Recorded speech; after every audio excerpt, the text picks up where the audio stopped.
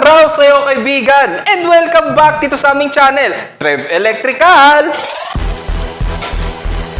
Kaibigan, so ito na. This is what you are waiting for, part 2, na kung saan ituturo namin sa iyo kung paano mag-assemble ng extension cord using bull unbreakable outlet and plug the bull pride.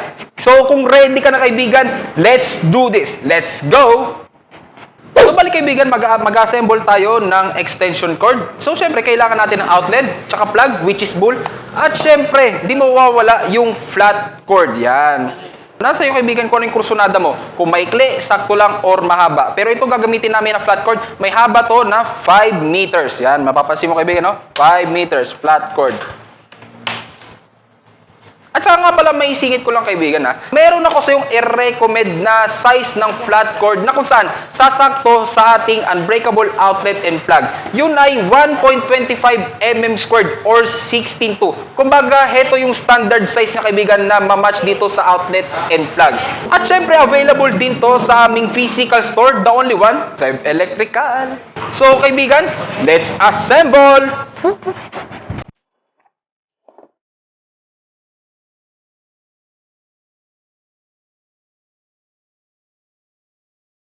Yan, kung mapapansin mo kaibigan, bukod yung lalagyanan ng mga internal parts ng outlet ng ating unbreakable outlet kaibigan, at bukod din yung wawiringan dito sa ating cable. At kung mapapansin mo kaibigan, yung pinaka-junction box niya, yan, napaka-convenient kaibigan. No? Napakadaling buksan, napakadaling ikabit.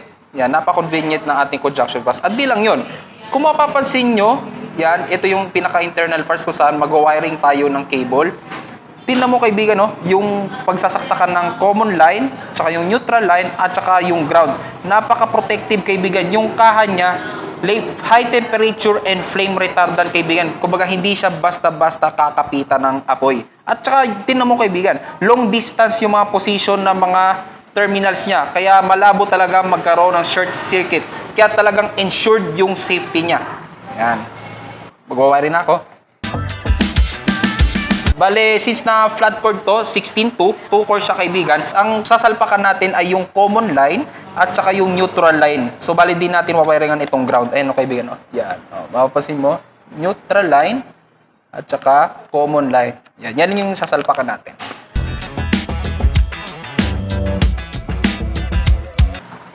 Yan kaibigan, o.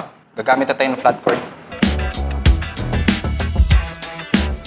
So, bali, since na common line to tsaka neutral, baka iniisip mo kaibigan na kailangan, pag common line, yung kumbaga may standard na wire na isasaksak dito. Okay lang kaibigan kahit magkabaliktad kung ito man nandito or ganyan kaibigan. Okay lang yan. So, una nating sasaksakan yung common line. Lalakyan natin butas para magkasya kaibigan.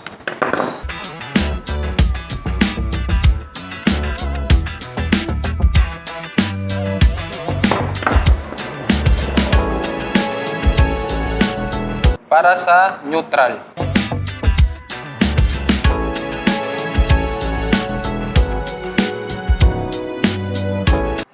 Yan, kaibigan, okay na.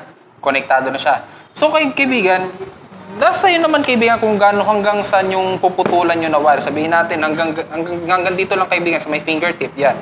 Pwede na yan para, kumbaga tansyahan lang para may saksak nyo dito sa ating common line tsaka sa neutral. Nasa inyo kung gaano kahaba. Pero mas maganda kung mga ganito lang kay-click kaibigan. No? Mga ganyan lang. Ayan. So ngayon kaibigan, ang maganda pa dito sa ating unbreakable outlet kaibigan, meron siyang tinatawag na fixed plate. Ito yung fixed plate niya. Na kung saan dito natin siya ilalagay. Kung napansin nyo doon sa kanina na video kaibigan, tinanggal ko to. Yan. Ito yung purpose niya.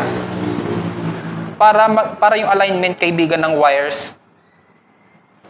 Para yung alignment ng wire kaibigan, staple siya, consistent, di siya maalis. Papakita ko sa inyo.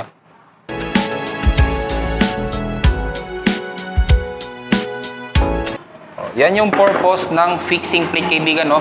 Para kahit hatakin mo man kaibigan, hindi naapektuhan yung dito sa connection natin. Kumbaga stable yung ano niya, kapit kaibigan, no? Mahigpit siya. Tsaka hindi siya umuga, hindi siya napuputad yung wire dito, hindi napuputad yung wire dito. Talagang dito lang kaibigan, dito lang siya pumipirme. Parang kumbaga cable holder din siya kaibigan. Yan. So sasara na natin.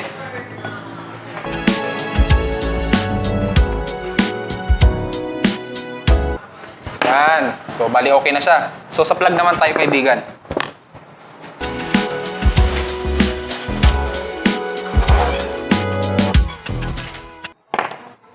Yan. Tsaka, additional info, kaibigan, ha? Itong mismong parang kaha ng ating plug sa mismong internal parts, kaibigan, flame retardant din siya, kaibigan. Napaka-smooth. Tsaka hindi basta-basta kakapitan ng apoy.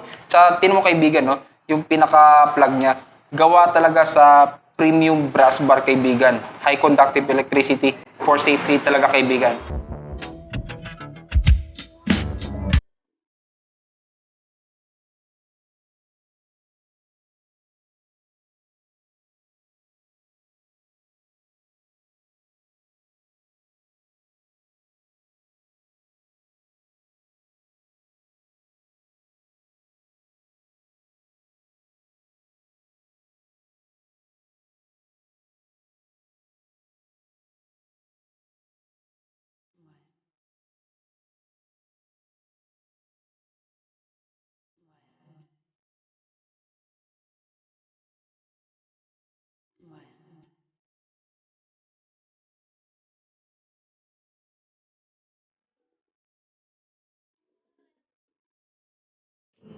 So yun o kaibigan, no? Di ba napakadaling mag-assemble ng extension cord gamit yung bull unbreakable outlet and plug. Tsaka kita mo naman kaibigan, mapa-outlet tsaka plug kaibigan, kita mo meron siya talagang tinatawag na cable holder para yung grip niya dun sa flat cord talagang sobrang higpit para just in case na mapersa mo siyang mga hatak, talagang secured na secured talaga yung kapit, hindi mauuga yung mga winiringan mo dito sa loob. So since na na-assemble na natin siya, i-testing na natin siya. So let's go!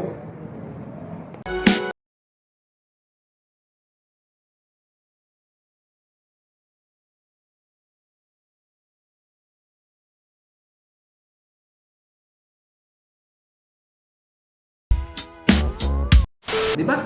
Kita sa kita, malinaw na malinaw. Kita mo naman kaibigan, talagang gumagana talaga. Napakadali mag-assemble. Kaya po sa iyo kaibigan, umorder ka na nitong aming bull unbreakable outlet and plug. Fast and easy to connect and install talaga kaibigan. At saka para ma-experience mo na rin kung gaano kalupit itong ating bull unbreakable outlet and plug pagdating sa long-lasting performance, durability, at saka sa product safety. Kaya since na unbreakable to kaibigan, unbreakable talaga yung expectation mo dito. So dito na nagtatapos sa video ko, pero bago wala, kung bago ka sa aming channel, please don't forget to subscribe and click the notification bell para mag-updated ka sa mga bago naming videos. So, bye-bye!